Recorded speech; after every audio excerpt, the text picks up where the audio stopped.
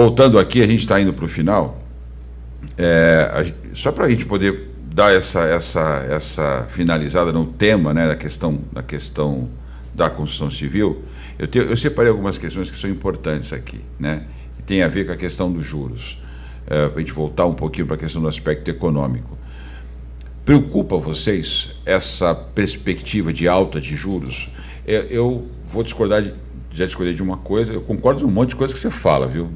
Mas eu vou discordar disso, que é esse negócio aí de PAC, me arrepiou os cabelos aqui. Mas vamos lá. Mas não o princípio do PAC. Eu sei onde você quer chegar com o PAC. Sim, eu não sou muito fã dessa teoria do desenvolvimentismo aí, tal, Estado mantendo dinheiro. Até porque eu acho que a gente está com um problema estrutural ainda muito, muito fragilizado. A gente não consegue... enfim, não quero ficar falando difícil para não ficar espantando a nossa audiência. Mas essa alta de juros preocupa vocês? Só colocando todo mundo no debate. Quando a gente está falando numa expectativa de aumento de inflação, aumento de gasto público, para controlar a inflação, geralmente o Banco Central sobe juros. Quando sobe juros, encarece o investimento. Essa é a equação. Isso está preocupando vocês? Muito. Agora, só te falar a questão do PAC, é que você não gosta do final do PAC, como eu também não gostei. Mas o princípio do PAC, que é o investimento em infraestrutura, qualquer país em desenvolvimento no mundo, ele investe em torno de 5% a 8% do seu PIB. O Brasil nunca conseguiu investir mais do que 1%. Não. Na época do PAC foi investido 3%, e a gente teve um desenvolvimento muito grande. Agora, lógico, houve o roubo, o desvio de dinheiro público que deu no que deu, né? Agora, a alta dos juros é lógico que ela preocupa, né? Preocupa até porque é o seguinte, o mundo está numa recessão e o Brasil é novamente... Não é que tem gente falando que o PAC, o C, não é de crescimento, é de cueca. Por isso que, entendeu? Plano de aceleração da cueca. Bom, lá lógico. O dólar na cueca. Aí sim, isso aí tem que realmente... É o que é errado do princípio, pessoal. Que é o errado do princípio do desenvolvimento, né? É o desvio do dinheiro público. Mas assim, a questão dos juros é lógico que preocupa, porque o Brasil hoje ele é uma grande oportunidade do mundo. Eu falo com muitos grupos internacionais e todo mundo vê o Brasil com muita atenção do que é capaz de acontecer. O Brasil vinha uma grande quantidade de investimento. Quando a gente está falando de uma alta de juros e uma instabilidade jurídica, que hoje é o que mais preocupa, porque eu outro dia participei de um evento que foi feita uma pesquisa, acima da instabilidade econômica vem a preocupação da instabilidade jurídica. O Brasil hoje passa um momento muito perigoso, muito assim que as pessoas veem com cautela, a insegurança jurídica. Então a gente tem que olhar muito assim atentamente o que vai acontecer nos primeiros 6 meses do próximo governo para a gente ter uma estabilidade. É importante hoje uma pacificação. As entidades do setor estão monitorando isso, Meschini? Então, o governador teve hoje lá no Secov, em São Paulo, elas estão preocupadas. Lógico, a gente tem também, como o André falou, a gente falou de cultura de povo, a nossa cultura não é de financiamento imobiliário.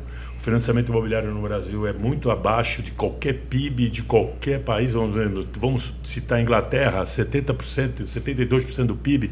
A gente chegamos no auge em 12, 11, e foi o topo do PIB no financiamento na época que teve o boom imobiliário, né?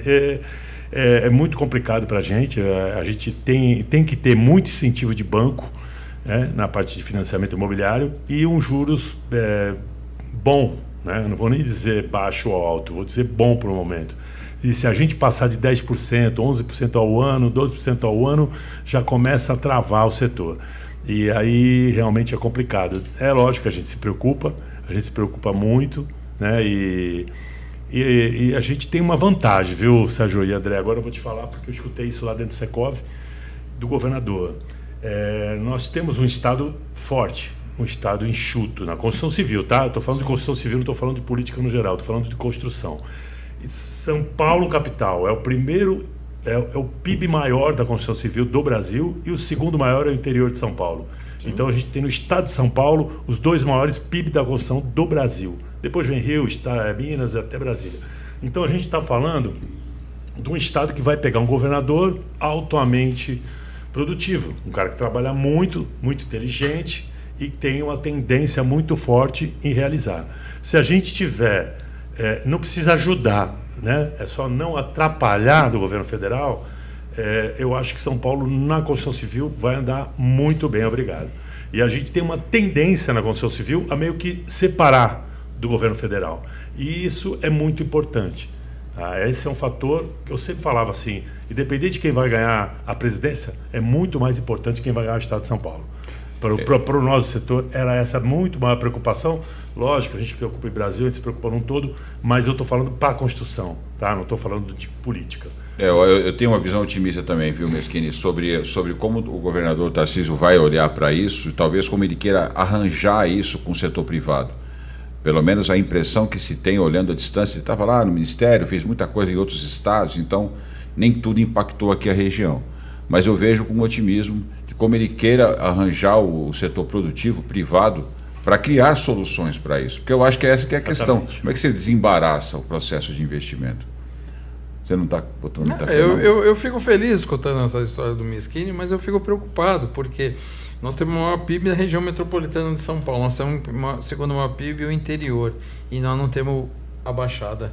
Entendeu? Então algo precisa mudar, né? Nós já tivemos a segunda região metropolitana economicamente ativa do Estado. Hoje então, André, mas veja só, eu vi você fazer vários discursos em vários eventos, quando a gente nem tinha contato pessoal, sobre a falta de representatividade, considerando a importância da nossa região no PIB nacional e no PIB estadual. Vamos ter esse ano.